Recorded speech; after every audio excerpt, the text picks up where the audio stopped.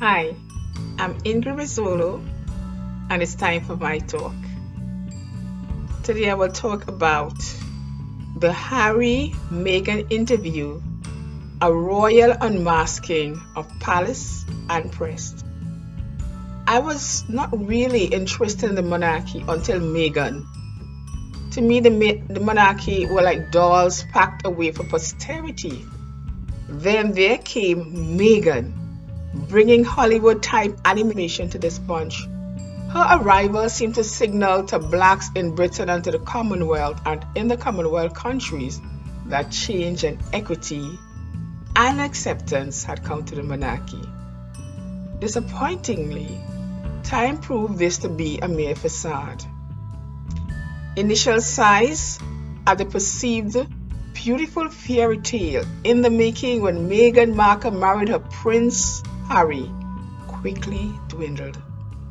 We were robbed of the fairy tale ending as we hoped for. Around the time of the coupling, I noted in my blog that Meghan was making a courageous move. I did not envisage the accuracy of the prediction, which subsequently played out in real time. What played out in real time was a union assailed by a savagery set in motion from the moment Europe set foot in Africa. At that precise moment, perceptual imbalances were initiated, the ripples of which have been and are being felt continuously across the world. So, in marrying into the monarchy, Meghan Markle faced something bigger than herself. She faced a savagery that always existed beneath the veneer of propriety projected by the monarchy and the press, its structural support base. Oh yes, the Duchess of Sussex, upon entering the monarchy, was a black girl pitted against age-old prejudiced perceptions embedded at the apex of British society. But perhaps Meghan's entry signaled that a time for change had come. Was Meghan a means of catalyzing that change? Then, perhaps the series of conflicts that ensued were demonstrative of an institution that was fighting against inevitable change that the moment required. The Meghan-Harry interview ricocheted across England, across the Commonwealth, and across the world. A collective gasp was heard. The Commonwealth especially have long waited with bated breath for change to be effected upon this mythical white elephant. A white elephant that had been maintained at the expense of their plunder for eons.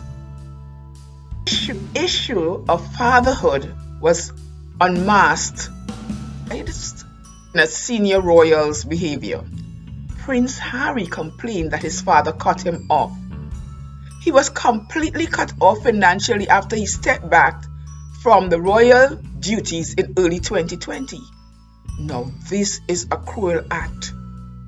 And for a son to reveal this publicly tells us of the extreme nature of his hurt.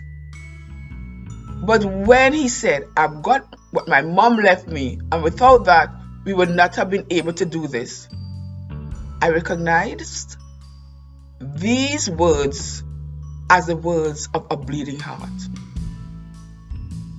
By what stretch of imagination is a father cutting off his son an image of wholesome fatherhood? Family, author of Royalty Inc., admitted that it's Prince Charles's money, so he gets to choose how he spends it. However, how could he spend that money in support of himself and his other son and that son's family while Harry was cut off? Here. Where is their wholesomeness in the image of fatherhood projected by the monarchy here?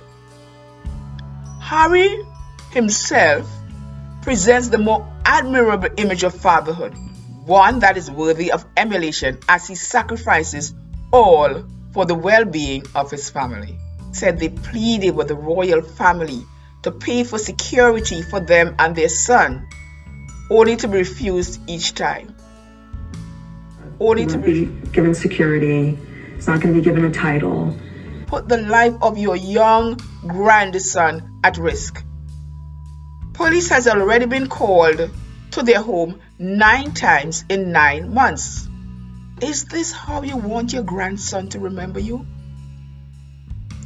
Is this the kind of identity that should be held for embrace by Britons? How could this be a source of national pride? It's about being wholesome fatherhood. It's about being protector, about dependability in all circumstances, about involvement in your son's life, about compassion and empathy, and about just being a good human to your son. Continued, and it unmasked the bigotry and racial intolerance in the ranks of royalty. Well, questions about skin color are made on racist assumptions. Are a source of pride. British, for whom the royals are a source of pride, I ask, how could bigotry be pride? The Duchess of Sussex revealed that senior royals discussed her son's skin color and also had concerns and conversations about how dark his skin might be when he's born. And also concerns and conversations about how dark his skin might be when he's born. Harry confirmed that someone had expressed a worry about what will the kids look like. Who are you fooling? Questions of skin color are rooted in assumptions of race. Behind these inquiries are assumptions of racial inferiority in relation to skin color. Monarchy, a byproduct of colonialism and imperialism spearheaded by none other than the British monarchy. How is it hard to believe the possibility of racism in the ranks of the royals for centuries, when for centuries they dealt and benefited from colonialism and chattel slavery? While some members may have evolved from positions held by their ancestors, it is farcical to act now like the British monarchy and empire, which was built on views of ethnic inferiority of other races, cannot be racist. One Lady Catherine, lurking on the outskirts of the courts of Windsor, reports that the person who made these claims was Princess Anne. I, however, feel otherwise. I feel that Princess Anne is staged as the fall guy for the offender, as the offender has more to lose and cannot afford to have his or her image tarnished at this point. Where's wholesomeness here? All I see is dirty laundry that needs to be cleaned up. And Monaco, whose mother too was an outsider, said that he understands the pressures, but that this kind of discussion should be held in the family. How dare he? Trying to now you are guilty of using the psychology of the perpetrator class, trying to convince the pained victim it was all your fault, and if you tell, you could ruin the family. Recognize, dear Prince of Monaco, that these fault lines need to be addressed, or over time it could result in the collapse of this colossus. Another issue that was revealed in the interview was the hypocrisy that lies in the monarchy. Life in the palace with an outsider navigating life in the palace within the British caste system, with Harry as her only support, Meghan was obviously overwhelmed. In addition to this, she was facing a battle waged against her by a hostile press, a press that is fiercely supportive and protective of the law of the monarchy. Consequently, she became traumatized to the point of suicide ideation. Said, I just didn't want to be alive anymore. Then to Meghan, the options were pay with your life or hastily escape from the Dark Tower. And who could blame her? At one point, she asked a senior royal about the possibility of seeking inpatient care and was told that that wouldn't be good for the institution. was man made for the institution or the institution for man? You know, at one point in the interview, Harry admitted, "I feel really let down." Well, so do I. How disingenuous an institution. The Meghan-Harry interview uncovered the hypocrisy and insincerity that lies at the heart of the monarchy. Allowed to talk about her Why wasn't Meghan allowed to talk about her mental illness issues when in 2017 the royals began a charitable campaign called Heads Together to tackle the stigma and change the conversation on mental health? Was this patronage a cheap play to court media worship? Hypocrisy is astounding. Then there is the media, which compounded the situation. The media seemed to have a Meghan fixation, themselves to as if by instinct the media was tripping over themselves to project the stereotypical image of the angry black woman. How dare she not fit into the image of the contented darky of Shirley Chisholm 1965 Senate speech fame?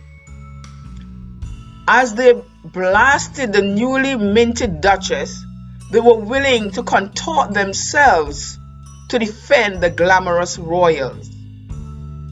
The media smear campaign was relentless, and since British palates had been fed over time with a particular view of blacks, and they expected no less from the press on issues of race, the press was able to enroll them in their campaign to besmirch Markle's character. Almost according to USA Today, when Meghan 7% felt that Harry-Meghan interview was inappropriate.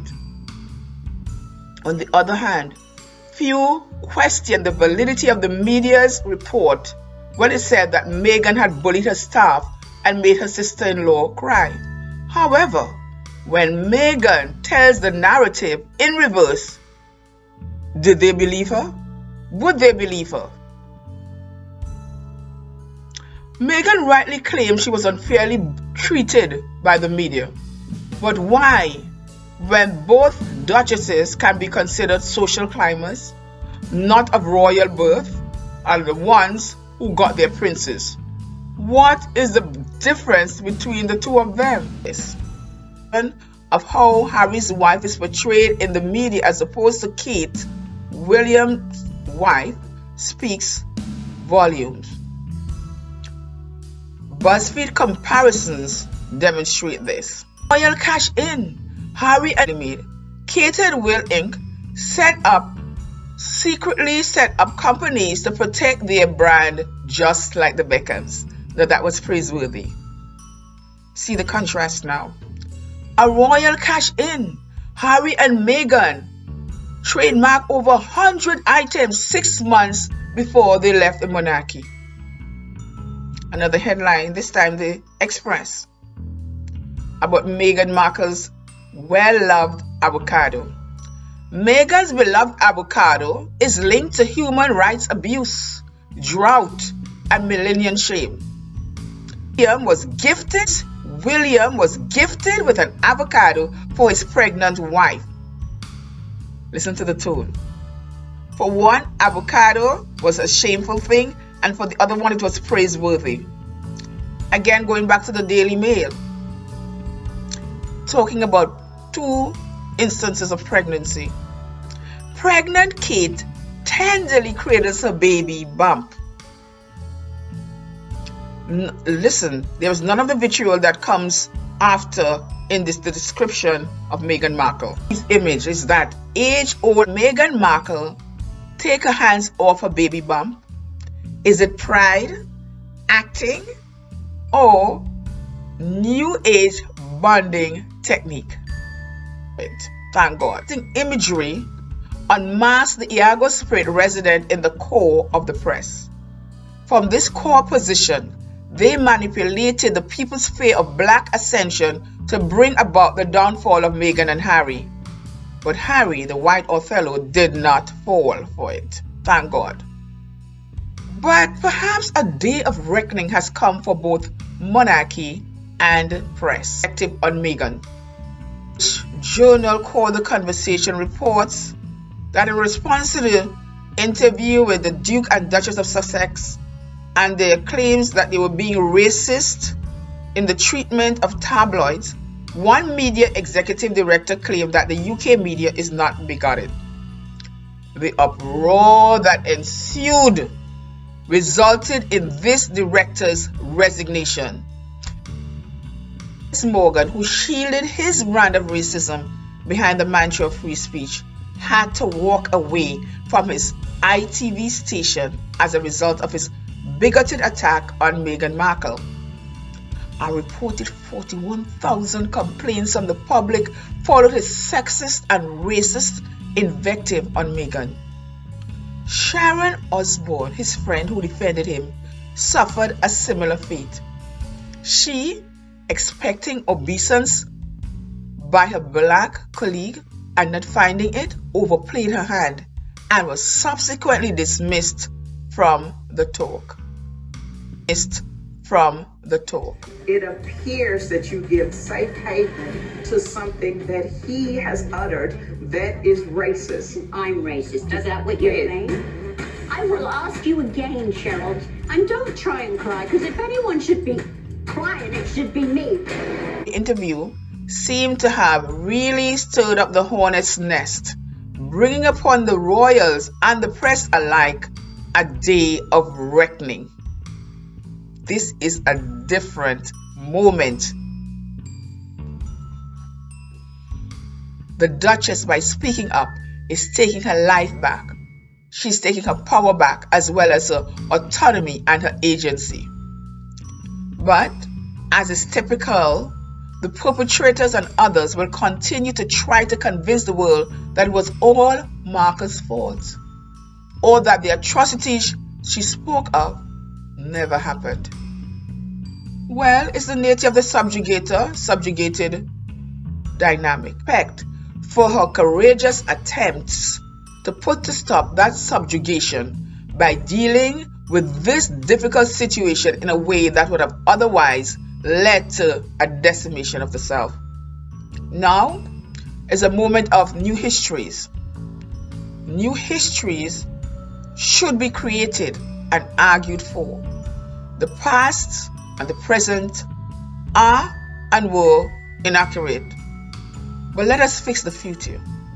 It's the moment to fix that.